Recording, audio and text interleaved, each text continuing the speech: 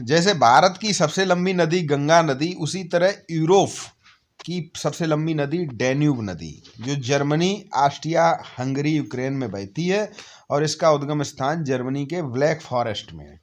और मोहाना काला सागर यूरोप की सबसे बड़ी नदी। उसके बाद टेम्स नदी।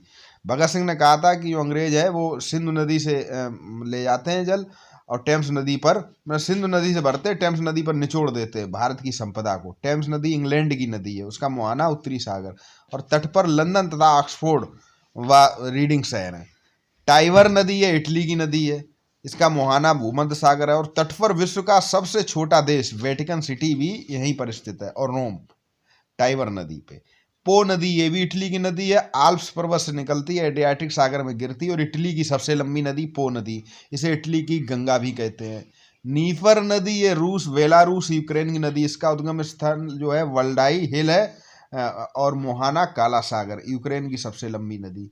उसके बाद रोन नदी, ये स्विट्जरलैंड फ्रांस की नदी, इसका उद्गम स्थान जेनेवा झील है, मोहाना लियोन की खाड़ी, और तट पर फ्रांस के लियोन व मार्सिल शहर स्थित हैं।